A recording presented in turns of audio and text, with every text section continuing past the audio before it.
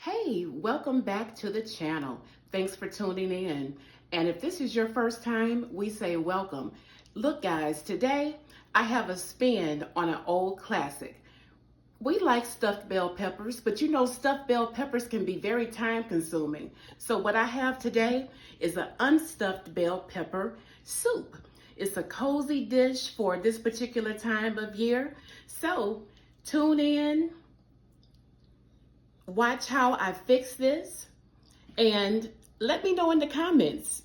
Do you like stuffed bell peppers? Doesn't that look delicious? Looks really delicious. If you're new to watching us, hey, hit that subscribe button. And we're about to go to the video to see how we made this delicious soup.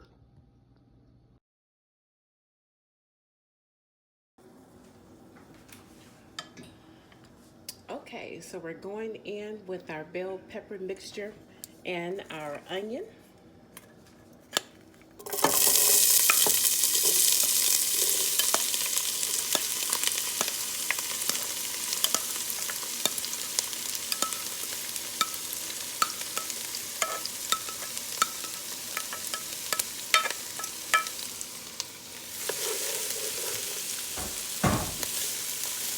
And we're going to sweat these down for a few moments.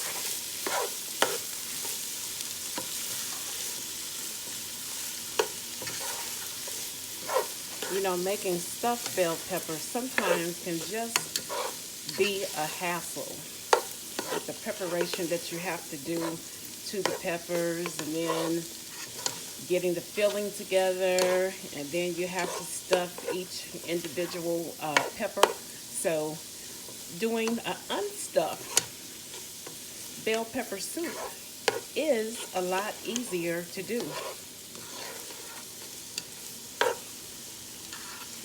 And then for you that are gluten-free, this is a gluten-free recipe.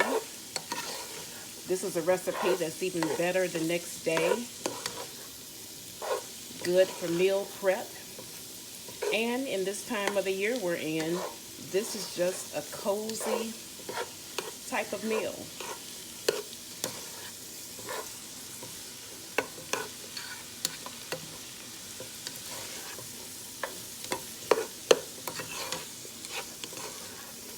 And you don't have to saute this for too long because, of course, we know it's going to do more cooking as we add every layer to this. So we're going to come in with chicken stock. You will need 4 cups of chicken stock. So if you're getting chicken stock or chicken broth in a container, you know that you will need 32 ounces. If you have homemade chicken stock, or if you're going to make some up with the better than bouillon, 4 cups is what you will need.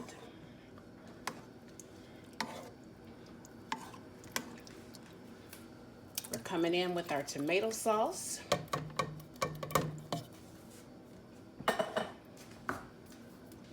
And you will need 2 cans of fire roasted tomatoes. With the fire roasted tomatoes, doesn't matter whether it's a plain fire roasted tomato or if it's the fire roasted tomatoes garlic flavored. And I'm actually doing 1 plain and 1 garlic.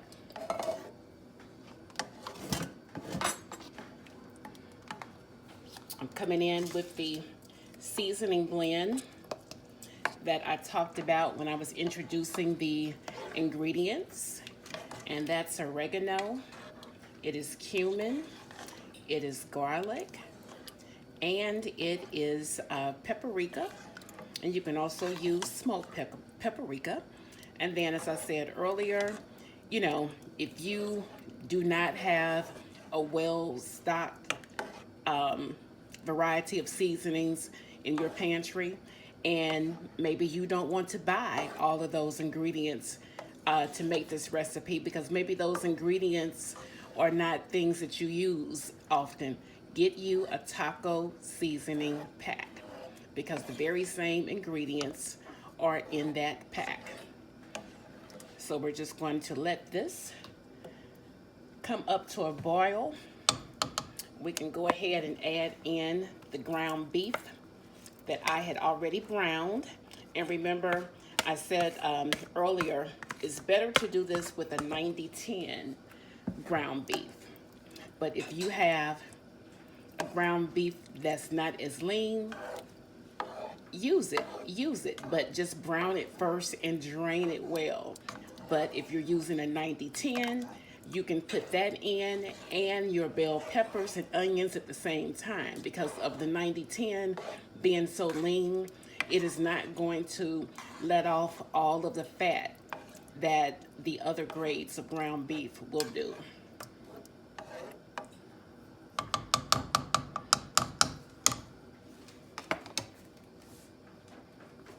I'm going to come in with a little salt right now. This is just regular table salt. I didn't go in the pantry to get kosher. I do recommend kosher salt for this recipe. Coming in with a little black pepper. And another thing, I do not have one, but another thing that is good for flavor in this is if you get you a jalapeno and chop it up, and of course seed it, take out the seeds because you do not want the heat, you just want the flavor. A jalapeno would be good in this recipe. So we're going to let this just continue to come up to a boil, and then we're going to add in the last ingredient, and that's going to be our rice. Okay, as you can already see, we're up to a boil. We're just going to come in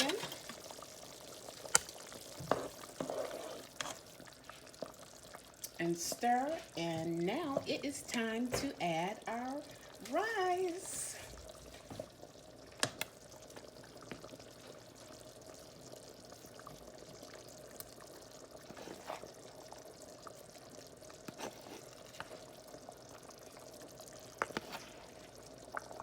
And this here is one of these recipes, like I said, tastes better the next day. And just say if you were making this in advance, you could go ahead and do the soup portion beforehand. And tomorrow, if you weren't going to eat it today, tomorrow would be the day that I would go ahead and warm it and add the rice. Because you know, sometimes when you have rice in a recipe and you're not really eating it a lot and it's not moving, the texture of rice can start to break down and get mushy. So our rice is in. Doesn't this look good? Nice and colorful from the peppers. Like I said, much easier to pull this together in 20 minutes than doing stuffed bell peppers. Just something to make a recipe a little easier and not as complex and time consuming. So we're just going to let that simmer there for a little bit, and guess what? We will be ready to give this a taste. Also, like with stuffed bell peppers, you know, this can be topped with a little cheddar cheese on top of your soup when you get ready to eat it, as well as some cilantro. So we will be back after it simmers a little bit more. All right.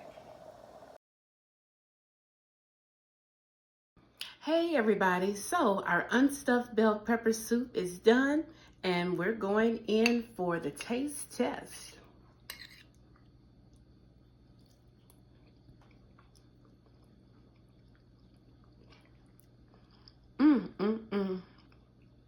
This is so good, so easier.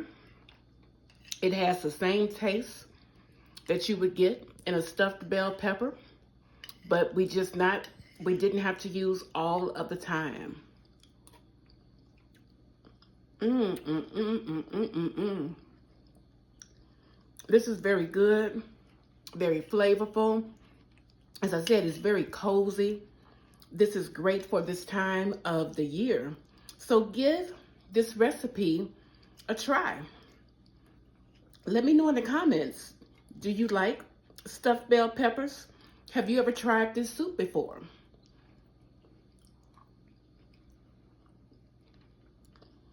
The only thing that's missing with this right now is a piece of crusty bread. So give this a try. And hey, remember to give us a comment, subscribe to our channel if you're new watching us. Hit the notification bell so that you will be notified of when we come on with new videos. And until the next time, I'm just going to say bon appetit. See you later.